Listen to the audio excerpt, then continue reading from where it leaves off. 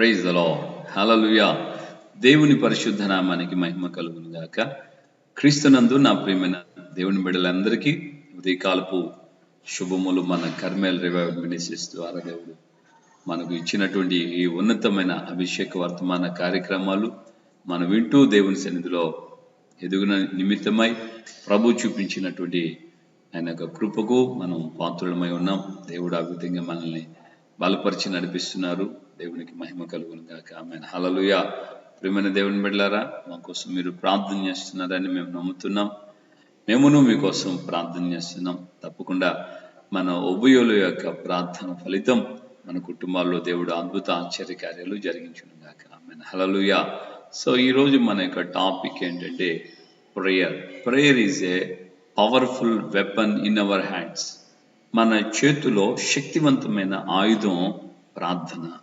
So ప్రార్థన చేయటం అనేది ఒక శక్తివంతమైనటువంటి ఆయుధంగా దేవుని సన్నిధిలో మనం దానిని మనం ఉపయోగించాలి.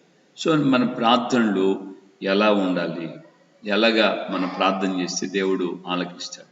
ఫస్ట్గా యెషయా గ్రంథంలో మనం గమనించినప్పుడు ప్రవక్త యెషయా 59వ అధ్యాయం 2వ వచనంలో ఆయన అంటున్నాడు, మన ప్రార్థన దేవుడు ఆలకించాలంటే మనము పాపము లేనటువంటి జీవితాన్ని కలిగి ఉండాలి. పాపంతో ఉన్న వ్యక్తులు చేసే ప్రార్థనలు దేవుడు అంగీకరించాడు. సో ప్రార్థన ఆలకింపకుండా ఉన్నాడు. కారణం ఏంటంటే పాపం ఉన్నందువలన ప్రార్థన ఆలకింపకుండా ఉన్నాడు. సో పాపాన్ని మనం తొలగించుకున్నప్పుడు మనం చేసే చిన్న ప్రార్థన అయినా దేవుడు దాన్ని ఆలకిస్తాడు.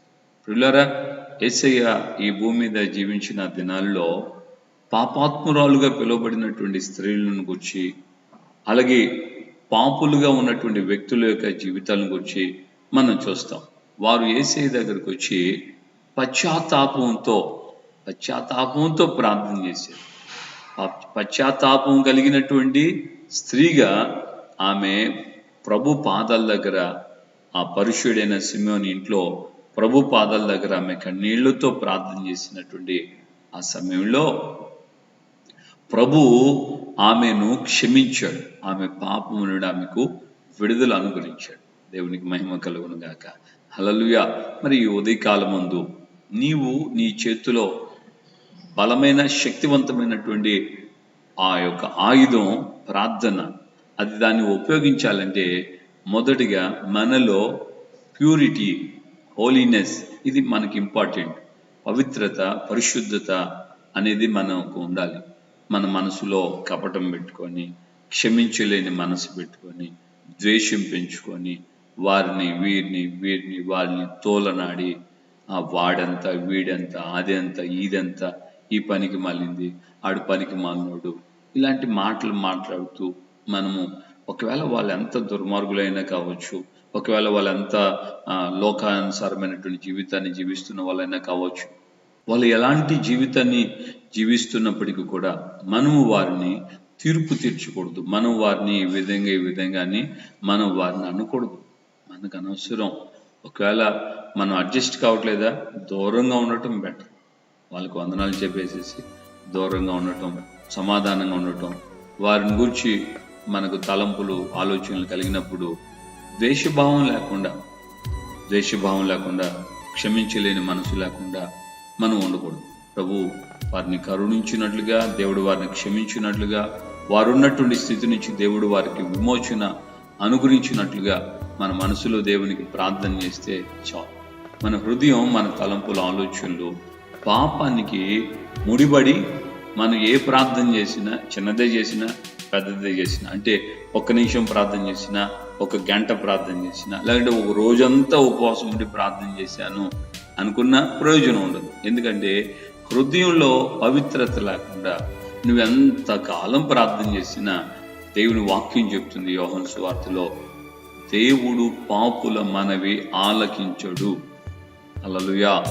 సో దేవుడు పాపుల మనవి ఆలకించుడు. కనుక పాపాన్ని మనం ఎప్పుడైతే తొలగించుకుంటామో మనం చేసే చిన్న ప్రార్థన అయినా సరే దేవుడు అంగీకరిస్తాడు.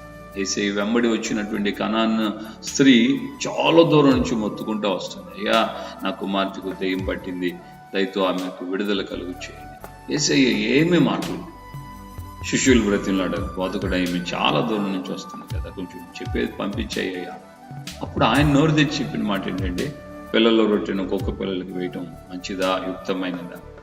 వెంటనే తను ఆ స్త్రీ చెప్పిన మాట ఏంటంటే, నిజమే బోధకుడా, కుక్క పిల్లలు కూడా తమ యజమానుల బలం మీద నుండి పడినటువంటి కింద పడిపోయిన రొట్టె ముక్కలు తింటాయి కదా.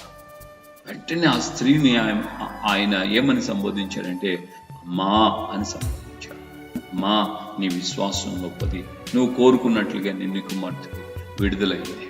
అంటే ఆలోచించండి, ఆవిడ రియలైజ్ అయిపోయింది, నా బ్రతుకు ఇలాంటిదే, కుక్క లాంటి బ్రతుకే, సరైనటువంటి రీతిలో నేను లేను, కుక్క లాంటి జీవితం నేను జీవిస్తున్నాను, దయతో నన్ను క్షమించండి, నా బ్రతుకు ఇలాంటిదని పాపం నిమిత్తమై ఆమె పశ్చాత్తాపడింది.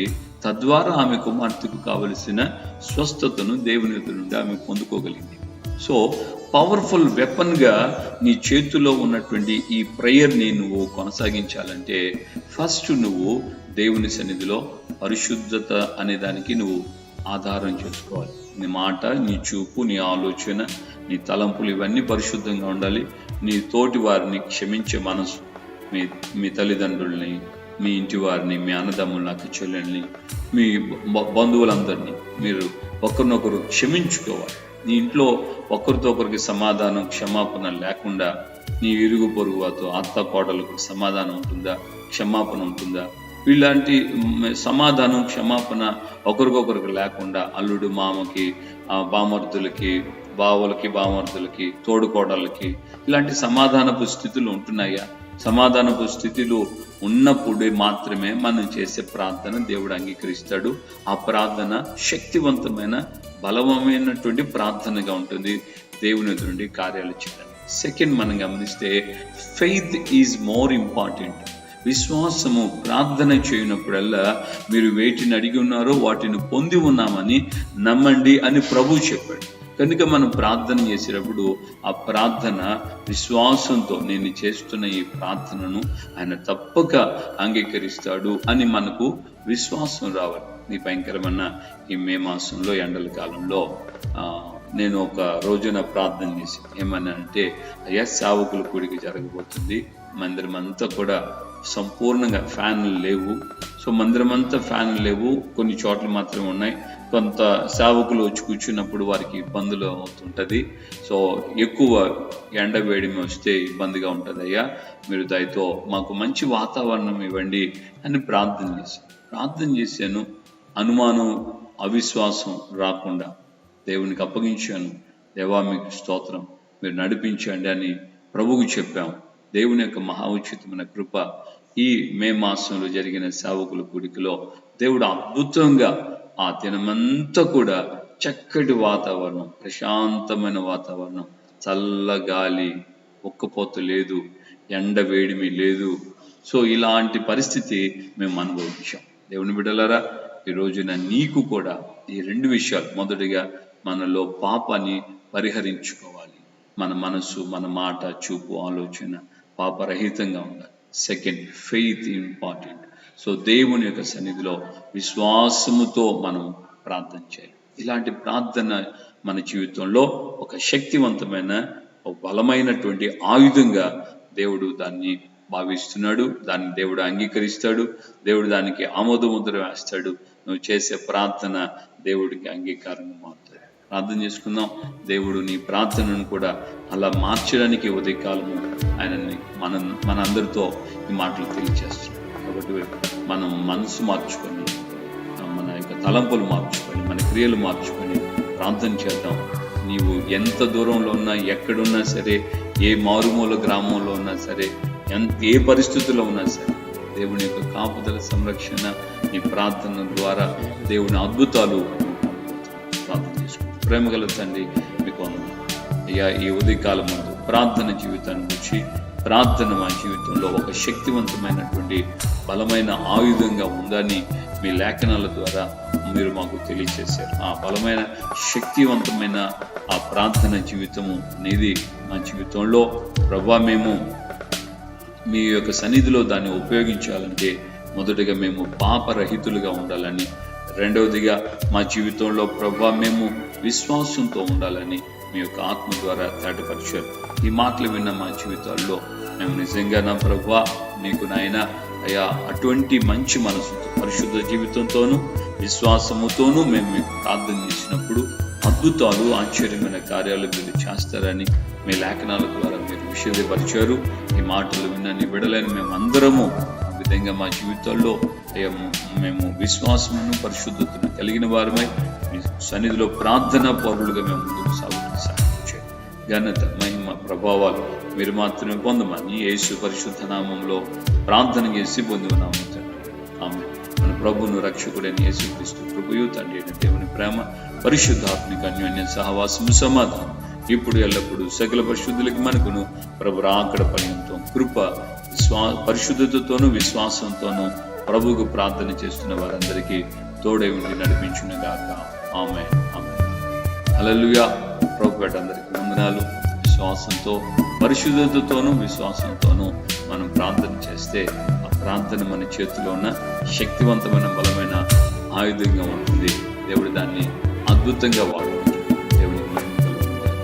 Praise the lord. అలాగే ప్రార్థన జీవితాన్ని కలిగిన వారమై అనేకుల కొరకు మనం ప్రార్థన చేద్దాం. అలాగే మన కుటుంబాల కోసం ప్రార్థన చేద్దాం, మన సంఘాల కోసం ప్రార్థన చేద్దాం, దేశం కోసం కూడా మనం ప్రార్థన చేద్దాం. Praise the Lord. హల్లెలూయా.